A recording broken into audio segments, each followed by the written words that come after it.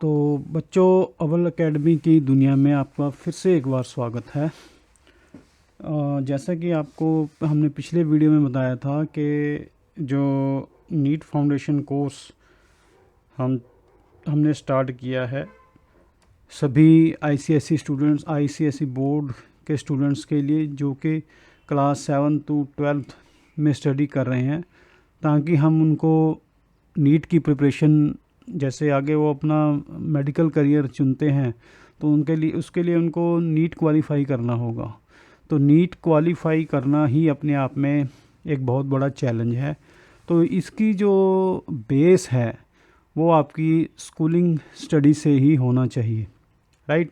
तो हम आपकी जो स्कूल की स्टडी है, आपका जो कोर्स बुक्स हैं, उसी में से हमने ये जो है मटेरियल तैयार किया है और ये हम टाइम बाय टाइम आपको ये जो है वीडियो के थ्रू अपलोड करते जा रहे हैं। तो इसमें क्या है कि आपको एमसीक्यू बेस्ड क्वेश्चंस जो हैं हम नीट पैटर्न के ऊपर प्रोवाइड करवा रहे हैं, जैसा कि मैंने पिछले वीडियो में आपको ये डिटेल किया था, ठीक है, डिटेल में एक्सप्लेन किया था। तो इस वीडियो में हम इसका अगला पार्ट लेकर आए हैं। पिछले वीडियो में हमने डेमो भी दिए थे 5 क्वेश्चंस, क्योंकि 7th क्लास जो है को हमने बेस चुना है, इसका बेस क्लास, जो कि आपको आगे इसमें हेल्पफुल रहेगा, राइट। तो ये सभी जो क्वेश्चंस हैं, जो असाइनमेंट हैं, ये आपकी बुक्स में से ही तैयार की गई हैं और ये ना सिर्फ आपको नीट की तैयारी में भी हेल्पफुल रहेंगी, बल्कि आपकी जो कोर्स स्टडी है, जो आपके एग्ज़ाम्स हैं, क्लास के एग्ज़ाम्स, उनमें भी ये बहुत हेल्पफुल रहेगी। तो ये जो है हमारा 2-in-1 कोर्स है। तो आप इसको करिए, समझिए, देखिए। कोई सुझाव हो तो हमें ज़रूर लिख भेजिए। खासकर ये पेरेंट्स के लिए भी है जो डायलेमा में रहते हैं कि हमने हमारे बच्चे को नीट प्रिपेयर करवाना है, नीट के लिए प्रिपरेशन करानी है, तो वो कब से करवाएं। तो इसमें जो आप करोगे तो आपको शुरू से ही, स्कूलिंग से ही जो है सारी जानकारी होती जाएगी और आप इजीली जो है +2 तक जो अपनी बुक्स की स्टडीज़ कर लोगे, तो उसके बाद आपको कोई प्रॉब्लम नहीं रहेगी। आगे हम इसको थोड़ा क्लास वाइज एलैबोरेट करते जाएंगे। अभी हमने सिर्फ क्लास 7 को चुना है, इसके बाद क्लास 8 और सभी सब्जेक्ट, तीनों सब्जेक्ट्स में हम ये करेंगे। फिज़िक्स, केमिस्ट्री एंड बायो के 2 पोर्शन, जैसा कि मैंने पहले बताया था, बॉटनी और second is zoology, right students. तो चलिए करते हैं शुरू इसको। ये देखिए, आपने जो है ये यहाँ तक ही क्वेश्चंस देखे थे, 5 तक हमने डिस्कस किए थे। आज हम क्वेश्चन नंबर 6 लेंगे, राइट। तो चलिए, इससे पहले कि हम इसको स्टार्ट करें, मैं आपको एक बार रिमाइंड करवा दूं कि आपने इस वीडियो को ज़्यादा से ज़्यादा लाइक, शेयर और सब्सक्राइब जरूर करना है प्लीज़, ताकि और बच्चों की भी हेल्प हो सके। तो चलिए, क्वेश्चन नंबर 6 क्या है। आपका जो चैप्टर चल रहा है वो टिश्यूज़ है। टिश्यूज़ में ही हमने ये सारे क्वेश्चंस उठाए हैं, बनाए हैं, right. So which level is the lowest level of the organisation. तो ऑर्गेनाइजेशन के लेवल्स के बारे में हमने पिछले वीडियो में देखा था, सुना था, पढ़ा था। तो आप उसको वीडियो को ज़रूर देखें, उसके बाद इस वीडियो पे आएँ। तो चलिए नेक्स्ट चलते हैं अब इसमें। तो ऑर्गेनाइजेशन के जैसे लेवल हमने बताए थे आपको कि लोअर लेवल में आ जाता है molecular level, tissue level, organ system level and cellular level, organ level, right. तो ये हमने बताए थे।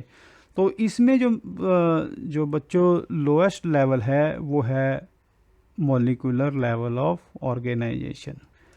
तो इसको हम अगर देखें तो इसको हमने एलिमिनेट कैसे करना है, क्योंकि टिश्यू लेवल जो है वो हायर हो जाता है, वो ये आंसर नहीं हो सकता। ऑर्गेनिज्म लेवल उससे भी हायर हो जाता है और ऑर्गन सिस्टम लेवल जो है वो टिश्यू लेवल से हायर है। तो और तो बचा क्या, मॉलिक्यूलर लेवल। तो this would be our answer. तो जो रॉन्ग है सबसे पहले उसको हमने एलिमिनेट करते जाना है। तो बच्चों ये था question number 6। Answer is molecular level of organisation. चलिए अब नेक्स्ट पे चलते हैं।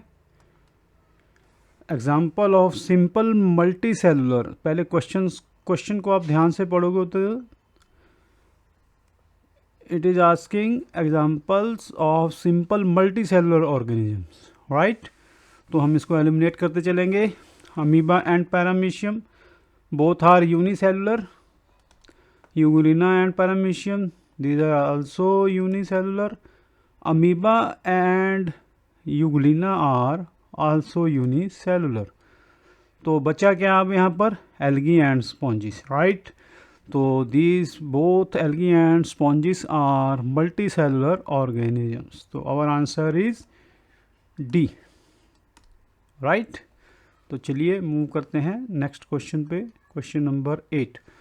So here a diagram is given and we have to identify the organisms in the given picture, right? So this is first, this is second, this is third. तो आपको amoeba की shape याद है, this is amoeba, right? तो मैंने पहले इसको identify कर दिया, दिस इज अमीबा।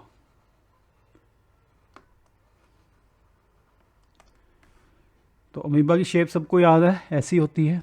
अब यूग्लिना की, तो यूग्लिना में जो ऊपर एक ये फ्लैजिलम होता है, इसकी आइडेंटिफिकेशन ये जो है इन दोनों में यूग्लिना और पैरामीशियम हमने आइडेंटिफाई करना है, राइट। तो यहाँ पर ये जो आया,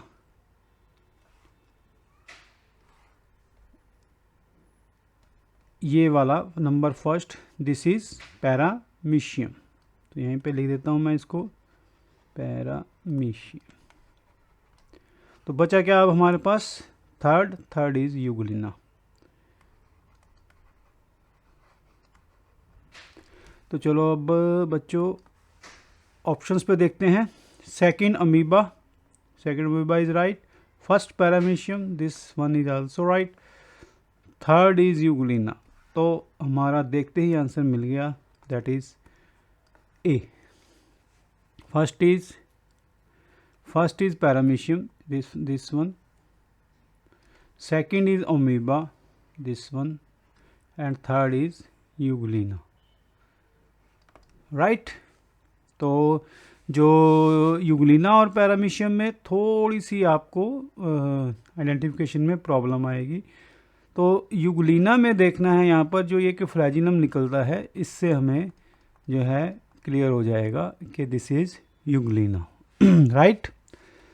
तो चलिए क्वेश्चन नंबर नेक्स्ट पे मूव करते हैं। तो इनको देखने की ज़रूरत नहीं है, टाइम वेस्ट करने की ज़रूरत नहीं है। तो चलिए आगे। मल्टी सेलुलर ऑर्गेनिजम्स लाइक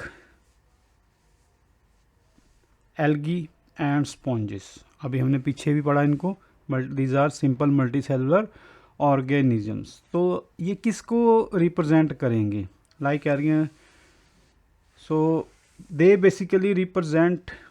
तो इसमें सबसे पहले बात ये सुनिए कि cells of both these organisms are grouped together. इनकी सेल्स दे आर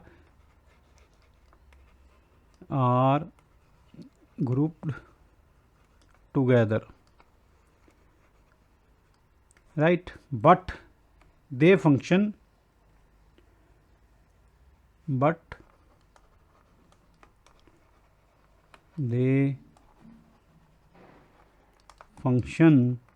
independently.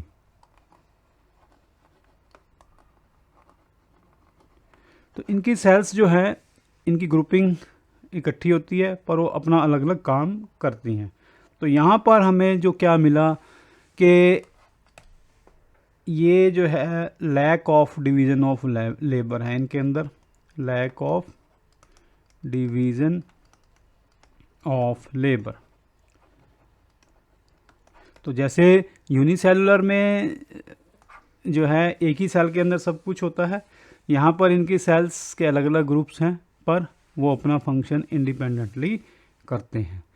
तो यहाँ पर molecular level, organ level higher हो गया, टिश्यू लेवल भी हायर हो गया, क्योंकि अभी हमने पढ़ा सिंपल मल्टीसेलुलर ऑर्गेनिज्म है, तो इनमें आएगा cellular level of organisation is the correct answer, right.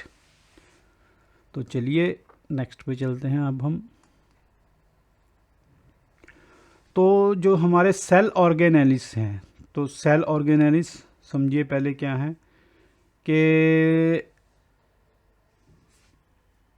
जो mitochondria, chloroplast, ribosomes, Golgi bodies, ये etcetera, they are all cell organelles. तो ये बने किससे होते हैं, ठीक है।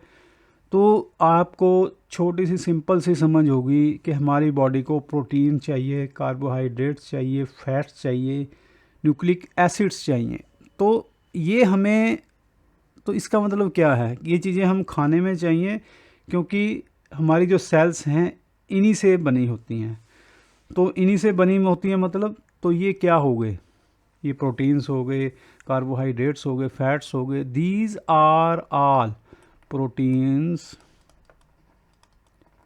carbohydrates, fats, these are all organic or inorganic material. These all are organic materials, right? So hence our cell organelles are made up of organic material only, not inorganic.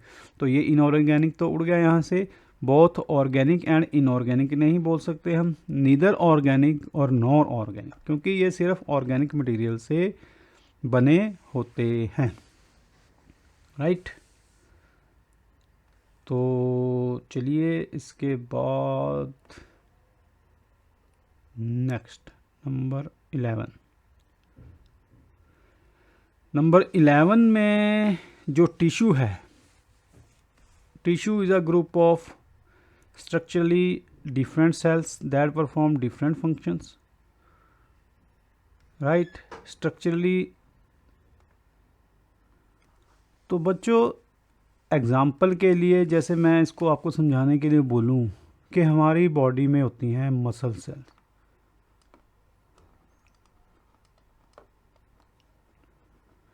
तो muscle cells main क्या है इनका काम, contraction. सो ये जो muscle cells हैं, ये together the cells they perform same type of functions, that is contraction.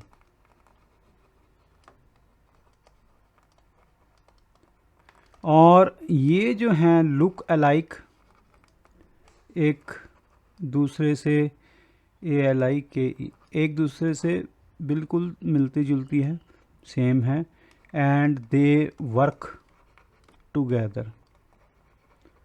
तो ये जो लुक अलाइक हैं, इनको इकट्ठा हम कोलेक्टिवली क्या बोल देते हैं, मसल सेल्स। तो ये क्या वर्क टुगेदर, और जब ये वर्क टुगेदर कर रही हैं दे फॉर्म अ टिश्यू। इस बात को आपने ध्यान रखना है। इसी तरह अगर हम RBCs का एग्जांपल लें, RBC रेड ब्लड कॉर्पसल्स हमारे बॉडी में है, वो क्या करते हैं mainly, they are for transporting oxygen, right. और ऐसे ही हमारे बॉडी में डिफरेंट ग्लैंड्स हैं, पिट्यूटरी है, तो ये क्या करती हैं, they are for secretion only. जब ये इकट्ठा एक जैसी हैं और इकट्ठे उसमें काम कर रही हैं, group together, they are performing same type of function, तो दिस इज़ कॉल्ड, दे जब ये हो जाते हैं तो दे आर टिश्यू, राइट। तो टिश्यू का मतलब क्या हुआ कि ऐसी cells they are structurally similar, they are structurally similar that perform the similar functions, right, और सेम फंक्शंस।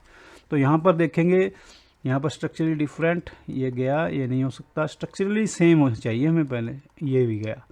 तो अब आगे चलो, यहाँ पर इसने स्ट्रक्चरली सिमिलर दोनों में कहा है, ठीक है। अब आगे चलेंगे हम, दैट परफॉर्म सिमिलर फंक्शंस, यहाँ पर ये डिफरेंट फंक्शंस, तो ये भी गया। फिर तो बचा क्या, आंसर इज हमारा C, our answer is C, they perform structurally similar cells that perform similar functions, right. चलिए अब नेक्स्ट चलते हैं, क्वेश्चन नंबर 12। तो क्वेश्चन नंबर 12 क्या है बच्चों के, the beginning of division of labour is marked by which level. The beginning of division of labour, तो अभी मैंने आपको बताया था कि structurally similar cells they form tissue and represent tissue level of organisation, तो टिश्यू लेवल को करेंगे, और यही tissue level it is the beginning of the division of labour, right. तो ऑर्गन लेवल नहीं हमारा आंसर, ऑर्गन सिस्टम नहीं आएगा, मॉलिक्यूलर लेवल नहीं आएगा, तो टिश्यू लेवल ही हमारा आंसर है कि the beginning of division of labour is marked by tissue level, ये आपने माइंड में रखना। चलिए question number 13, organ level of organisation in plants is represented by. तो बच्चों जैसे हमारे अंदर ऑर्गन सिस्टम लेवल है या ऑर्गन लेवल है, तो प्लांट्स में भी होता है ये। तो प्लांट्स में जो ये लेवल ऑफ ऑर्गेनाइजेशन, क्वेश्चन ये है कि किसके द्वारा रिप्रेजेंट होता है, क्या सिर्फ रूट रिप्रेजेंट करती है या स्टेम रिप्रेजेंट करता है या बोथ रूट एंड स्टेम करता है, और नीदर रूट और नॉर स्टेम। तो अब तो प्लांट्स में जो दो ऑर्गन सिस्टम हैं वो हैं root system and shoot system, right. तो यहाँ पर क्योंकि स्टेम दिया है तो स्टेम आ जाता है शूट सिस्टम में। तो अब हमारा आंसर इसमें क्या रहेगा, रूट स्टेम आ गया, स्टेम में उसकी ब्रांचेस भी आ गई, तो वो शूट सिस्टम में आ जाता है, राइट। तो इसको हम रखेंगे बोथ, तो both root and stem, neither नहीं होगा इसमें, हमारा आंसर रहेगा C, right. Answer is C, क्योंकि सी ने जो है बोथ को ले लिया है, रूट एंड स्टेम को, रूट एंड शूट को, राइट। तो चलिए आगे चलते हैं, next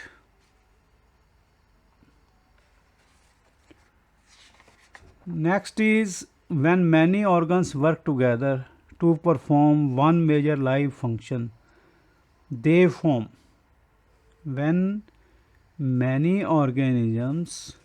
when many organs work together to perform one major life function they form। तो बच्चों मैंने पहले भी आपको बताया था कि बहुत सारे ऑर्गन्स को मिलाकर क्या बनता है, तो स्पेशलाइज्ड फंक्शन जब ये करते हैं तो क्या करेंगे, वो टिश्यू तो नहीं, ऑर्गन लेवल भी नहीं होगा। जब ऑर्गन मिल गए तो क्या बनेगा, ऑर्गन सिस्टम बनेगा, right. Many organs work together to perform one major life function they form the organ system level. तो यहाँ पर हमारा आंसर रहेगा जी सी। तो ये तीनों जो है एलिमिनेट हो जाएंगे। चलते हैं, तो जैसे अगर हमारा, जैसे इसमें एक एग्जांपल बताता हूँ आपको समझाने के लिए, कि मान लो जैसे हम कहें कि हमारा डाइजेस्टिव सिस्टम है, तो बच्चों डाइजेस्टिव सिस्टम में ये हो गया एक ऑर्गन सिस्टम। डाइजेस्टिव सिस्टम क्या हो गया, ऑर्गन सिस्टम हो गया। तो इसके अंदर बहुत सारे जो है ऑर्गन आ जाते हैं डिफरेंट। सबसे पहला आप देखोगे माउथ। माउथ जुड़ा होता है किससे? फूड पाइप से। फूड पाइप से हमारा भोजन जो हम खाते हैं वो कहाँ पे जाता है? Stomach, in our stomach. Stomach से इंटेस्टाइन, और lastly it moves into the rectum. तो इन सारी चीज़ों से मिलके बना है हमारा डाइजेस्टिव सिस्टम। तो digestive system is organ system, और ये डिफरेंट ऑर्गन्स मिलकर क्या बना रहे हैं? Organ system, right. सो चलिए नेक्स्ट क्वेश्चन नंबर 15 पे चलते हैं।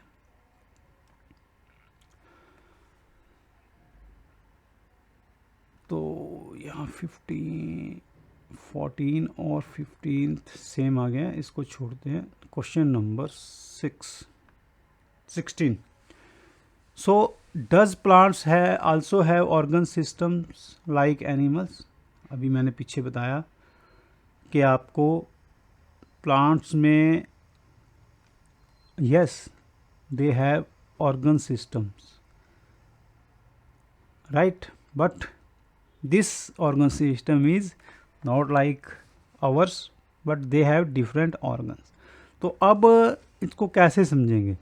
तो प्लांट्स में दो ऑर्गन सिस्टम हो गए। मैंने पीछे भी बताया आपको, पहले क्वेश्चन आया था जो shoot system and root system, ठीक है। तो शूट सिस्टम में मेनली क्या आ जाता है? स्टेम आ जाता है और its branches, stem and its branches आ जाती हैं। और क्या आता है शूट में? Leaves, flowers and fruits. तो जबकि रूट सिस्टम में क्या आएगा? मेन रूट होती है, एक रूट की ब्रांचेस होती हैं, यस, इट्स ब्रांचेस आ जाती हैं इसमें। और इन ब्रांचेस के ऊपर रूट हेयर्स भी होते हैं। They all form the root system in plants. So yes, plants have organ systems like animals. तो ये तीनों आंसर्स एलिमिनेट हो जाएंगे क्योंकि तीनों में ना है, कांट, कांट, नन। तो ना को कह रहे हैं तो ना से तो वैसे ही उड़ जाना है क्वेश्चन, तो हमें सिर्फ पॉजिटिव रहना है, यस। चलिए क्वेश्चन नंबर 17। सो अभी मैंने बताया name 2 organ system in plants. Root system भी है, शूट सिस्टम भी है, पर यहाँ पे अलग अलग हैं। यहाँ पर जो सी में इसने इकट्ठा कर दिया इनको, तो हमारा आंसर रहेगा सी। तो ये नीदर वाला काटा जाएगा, हैं पर इसने इकट्ठा किया है इसमें, राइट। तो चलिए नेक्स्ट क्वेश्चन नंबर 18। द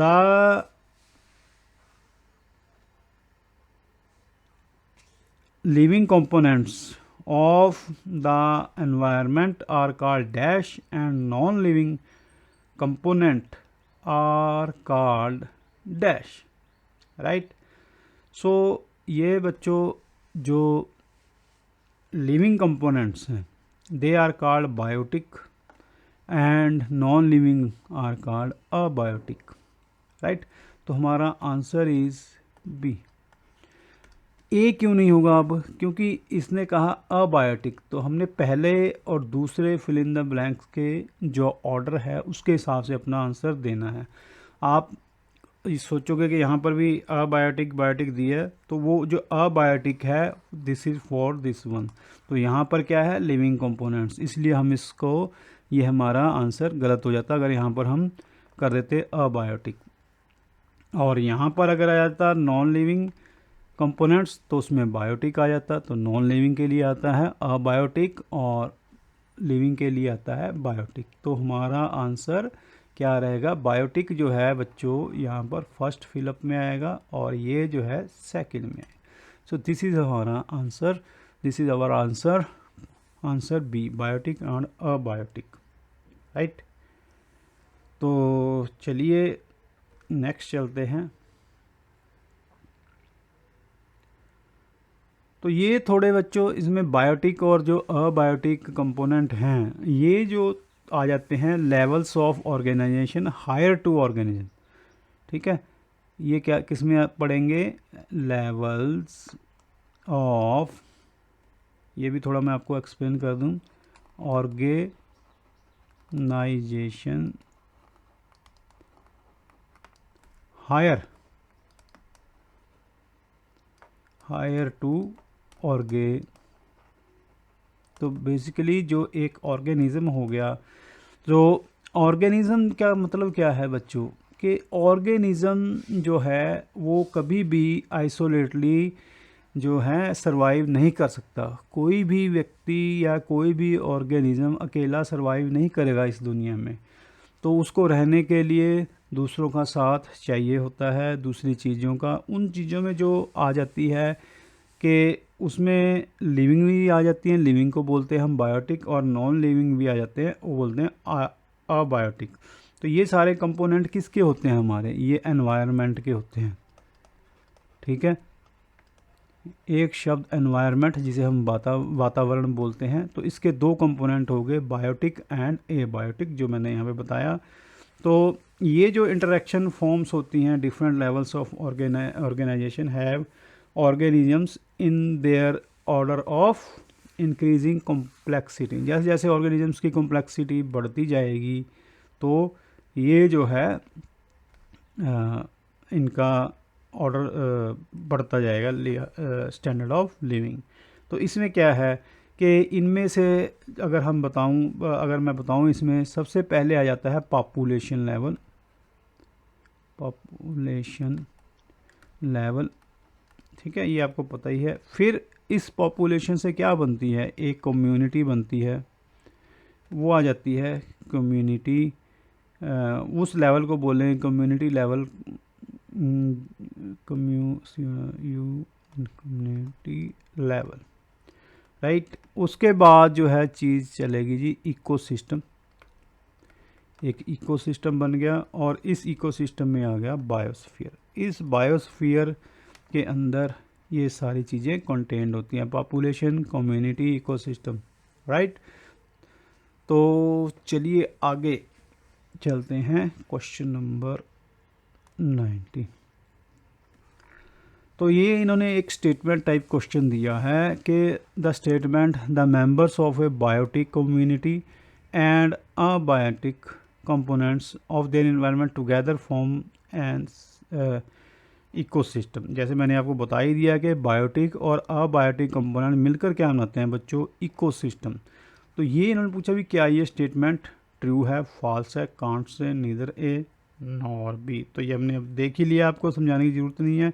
तो दिस स्टेटमेंट इज़ ट्रू, बाकी नेगेटिव हो गए तो ये हमारे आंसर नहीं है, हमारा answer is right.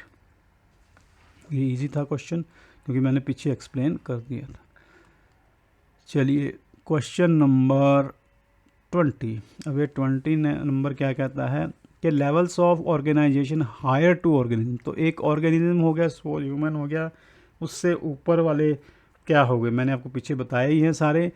Population level, population के बाद बनता है कम्युनिटी लेवल, कम्युनिटी के बाद बनता है इकोसिस्टम, इकोसिस्टम, ये तीनों चीज़ें आ जाती हैं जिसके अंदर वो हो गया बायोस्फीयर। तो ए और बी ये अलग अलग हैं, अभी ये तो हमें इकट्ठे चाहिए, तो इनको इकट्ठा कौन सा ऑप्शन कर रहा है, बोथ वाला, both A and B above. तो this is our answer, right, this is our answer C. तो नीदर तो नेगेटिव में चला गया तो ये नहीं आएगा। ठीक है, तो हमारा आंसर क्या रहेगा बच्चों, सी, के इसमें ये चारों चीज़ें आ जाती हैं बायोस्फीयर लेवल तक। तो चलिए क्वेश्चन नंबर नेक्स्ट।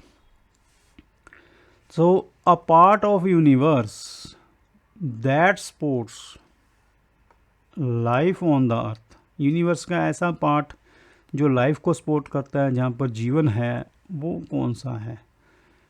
ठीक है, तो हाइड्रोस्फीयर पानी वाला हो गया, ये नहीं होगा हमारा। हाइड्रो से तो हमें पानी का ही पता चलता है, हाइड्रो मीन्स वाटर। तो लिथो में आ जाता है solid surface of earth. Solid surface of earth अकेली ज़रूरी नहीं है, हमारे लिए और भी चीज़ें हैं। और और बायोस्फीयर में जो है अभी मैंने बताया कि सारी चीज़ें आती हैं, पॉपुलेशन, कम्युनिटी और इकोसिस्टम। तो इसके अंदर क्या है फिर? तो बायोस्फीयर में पॉपुलेशन लिविंग है, तो दैट मीन्स लिविंग थिंग्स आ गई इसके अंदर।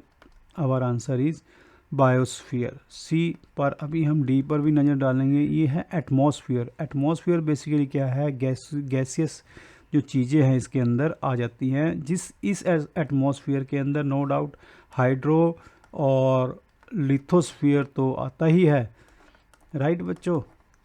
पर इस यहाँ पर लाइफ नहीं है। लाइफ किसके अंदर आती है? बायोस्फीयर में। तो हमारा आंसर इज सी।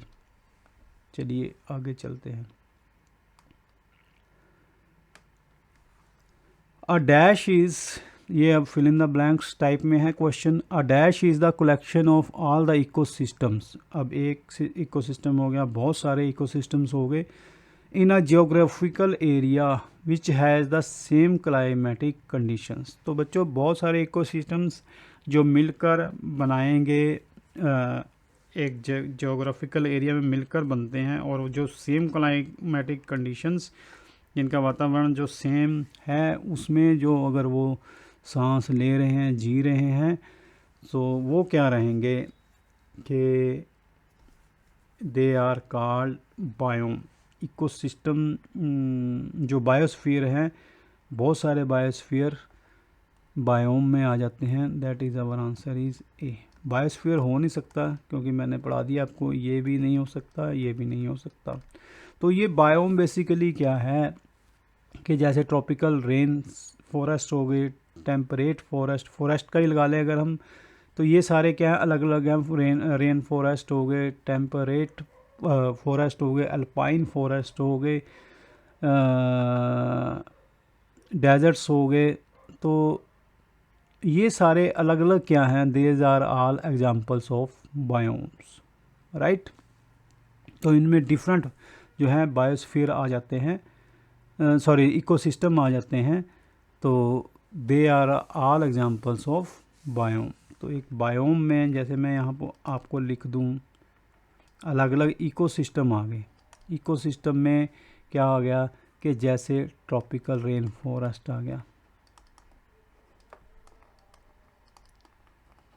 ये इसके एग्जाम्पल हैं। दूसरा क्या आ गया इसके अंदर? टेम्परेट फॉरेस्ट आ गए।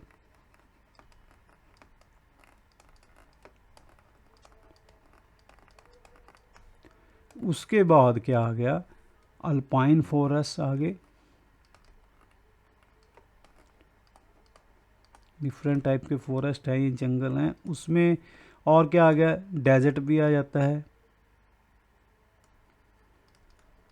मरुस्थल, रेगिस्तान, और इसमें ओशियंस भी आ जाते हैं, और फ्रेश वाटर रिवर्स भी आ जाती हैं। Fresh water reverse. और नेक्स्ट जो डिफरेंट बिग लेक्स हैं,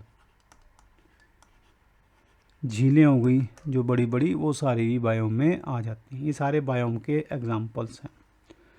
तो चलिए नेक्स्ट चलते हैं। Question number 23।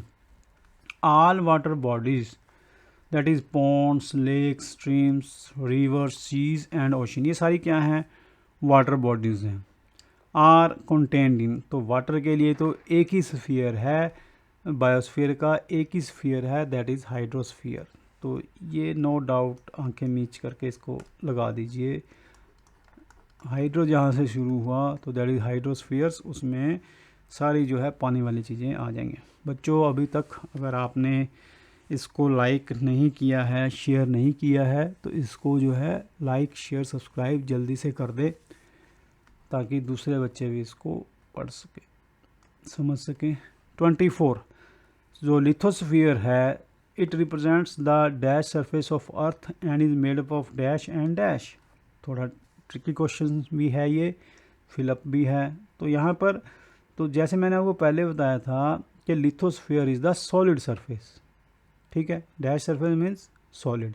तो सॉलिड सरफेस इसमें से कहाँ पे आ रही है, इसमें ही। तो हमारा उपयुक्त आंसर लगता है यही होगा। आगे चलते हैं। And is made up of soil and rocks, ये बिल्कुल सही है। यहाँ पर सॉयल आएगा, यहाँ पर रॉक्स आएगा, तो हमें पहला ही ऑप्शन जो है मिल गया सही। तो लिथोस्फीयर दिस, तो ये नहीं हो सकता, नहीं ये भी नहीं हो सकता, कि नन ऑफ द अबव भी नहीं हो सकता, क्योंकि ये हमारा आंसर है ये वाला। ठीक है, तो चलिए क्वेश्चन नंबर नेक्स्ट 25।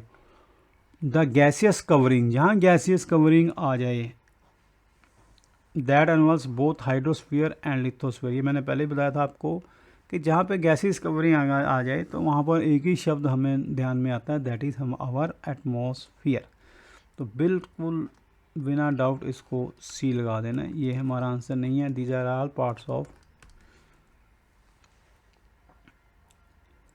ठीक है। तो पर गैसियस क्या है, this it is the gaseous covering that involves, ये जो है गैसियस कवरिंग है हमारी, गैसियस कवरिंग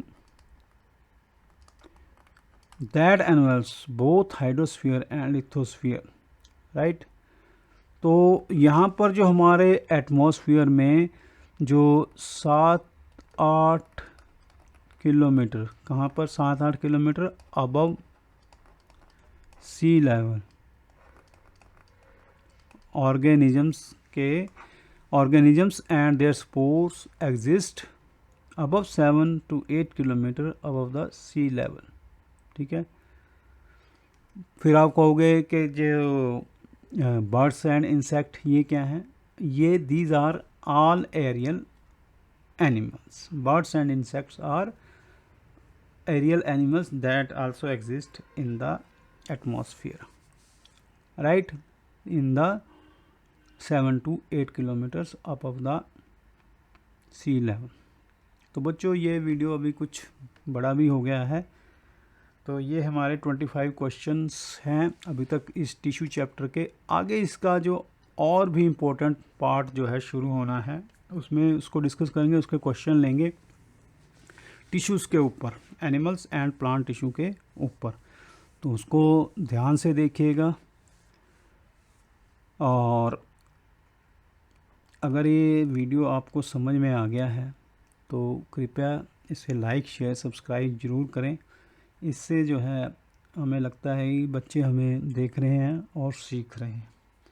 आपको नीट लेवल की प्रिपरेशन भी आपकी कोर्स बुक से ही, जो आप स्टडी कर रहे हैं वहाँ से मिल रही है, राइट।